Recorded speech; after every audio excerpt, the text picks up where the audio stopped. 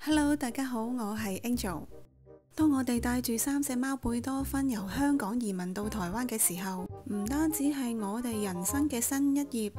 對貝多芬嚟講呢，更加係一場驚天巨變啊！試諗下，平時只會瞓喺窗邊曬太陽、伸下懶腰食個零食嘅佢哋，突然被逼要闖入一連串嘅關卡，健康檢查、疫苗注射、抽血檢驗，好似參加緊一場喵星人3項鐵人賽咁啊！最後更加要被人裝喺個籠裏邊，坐飛機嚟到一個完全陌生嘅地方，新嘅屋企、新嘅氣味，對佢哋嚟講真係完全陌生噶。好彩貝多芬嘅適應力都比想象中強大，慢慢咁佢哋都終於安定咗落嚟啦。我哋都終於舒一口氣啊！其實每日喺台灣照顧貝多芬同喺香港都差唔多，但都仲係令到我呢個鏟屎官發現到一啲新嘅嘢嘅。呢集就同大家分享一下啦。嚟到台灣之後，我本來打算俾貝多芬嘗試下台灣品牌嘅飼料同罐頭嘅，因為呢度嘅本土寵物食品選擇都多，而且價格比香港親民。對我嚟講，呢個都係一個好大嘅誘因嚟。於是我開始喺網上邊爬文，睇下台灣產嘅飼料口碑係點啦。冇諗過一睇之下，發覺好多台灣嘅貓主都係買進口飼料同罐頭嘅，唔太推薦台灣產嘅品牌。佢哋提到對本地飼料廠嘅製作過程同食安問題存有疑慮，甚至有人分享咗唔少令人擔心嘅經驗啊！咁既然台灣人自己都唔放心啊，我仲邊敢貿然換貓糧啊？畢竟貝多芬嘅健康先至最重要嘅，都係維持翻佢哋原先食開嘅飼料就最安心啦。而好幸運地喺台灣都好容易可以揾到貝多芬喺香港食開嘅進口飼料同罐頭。更令我喜出望外嘅係個價格竟然比香港買嘅時候平啊！咁真係太好啦，貝多芬可以繼續開心咁食飯，而我嘅荷包都可以輕鬆少少，簡直係雙贏嘅局面啊！帶貓狗去睇醫生係每一位主人都無可避免嘅事嚟嘅，尤其係啱啱搬到去一個新地方，對當地嘅獸醫一無所知嘅時候，就更加令人傷腦筋啦。於是我哋就只好打開 Google 睇下啲評論，對比一下評分，嘗試喺一個陌生嘅環境裏邊幫貝多芬揾到一位值得信賴嘅獸醫。依家都總算揾到一間唔錯嘅獸醫診所，亦都令到我體驗到台灣獸醫嘅貼心服務。我喺香港嘅時候係從未遇過嘅，咁當然啦，我係冇幫襯過晒全香港嘅獸醫嘅，所以都只係我個人嘅體驗嚟嘅啫。咁喺台灣睇獸醫最令到我印象深刻嘅係，佢哋會準備定肉泥或者零食嚟安撫嗰啲呢因為睇病而好緊張嘅貓啊！呢一個貼心嘅舉動啊，令到我感受到佢哋對動物嘅關懷。唔單止係咁啊，就算嗰日係診所放假，我都曾經收過佢哋嘅拉傳嚟嘅信息，主動關心我隻貓食咗藥之後嘅狀況。呢一種細心同用心令到我感覺好唔錯。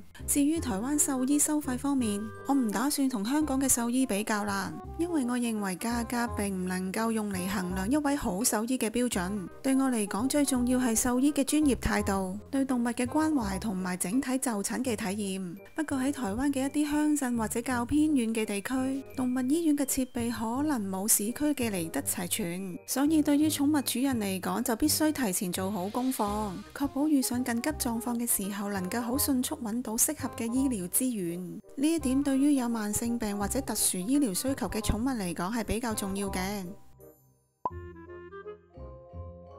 喺香港嘅時候，我哋係習慣請寵物保姆嚟屋企照顧貝多芬，因為咁樣佢哋就可以留喺熟悉嘅環境裏面，減少因為環境變化帶嚟嘅壓力。但嚟咗台灣之後，我哋就改變咗做法，就選擇俾佢哋住喺寵物旅館。可能係因為台灣對我哋嚟講都係一個全新嘅環境，我哋對周圍嘅人事物都係未夠熟悉，所以就唔太敢貿然請一個陌生人嚟我哋屋企照顧貓啦。喺香港嘅時候，貝多芬係未住過寵物旅館嘅，所以就唔能夠同台灣比較啦。但我哋喺網上邊爬文見到，原來喺台灣嘅寵物主人喺出國旅行嘅時候，選擇俾貓住喺寵物旅館嘅情況係相當普遍嘅。咁當然唔係所有嘅寵物主人都會咁做啦，而且台灣嘅寵物旅館嘅選擇都幾多噶。㗎。好多業者都提供專門為貓設計嘅住宿環境，例如有獨立嘅房啦、放風嘅空間，甚至仲有特別裝潢嘅 VIP 套房添啊！我嘅貓啱啱入住寵物旅館嘅前2日啦，見佢哋都係有少少緊張嘅，但之後都放鬆咗落嚟啦。加上睇得出旅館嘅保姆好用心照顧，令到我可以安心去旅行啊！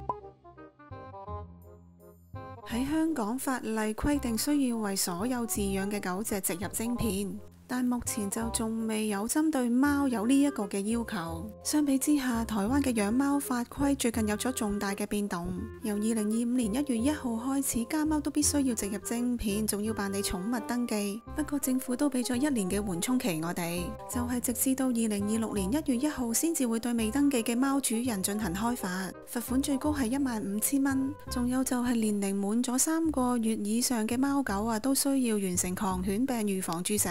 之後每年都要補打1次，過期未依規定嘅人啊，要處罰3萬至15萬啊。而因為有講啊，狂犬病疫苗會增加患腫瘤嘅風險，所以可以選擇打無助劑嘅狂犬病疫苗，降低患腫瘤嘅機率，但相對價格就貴少少啦。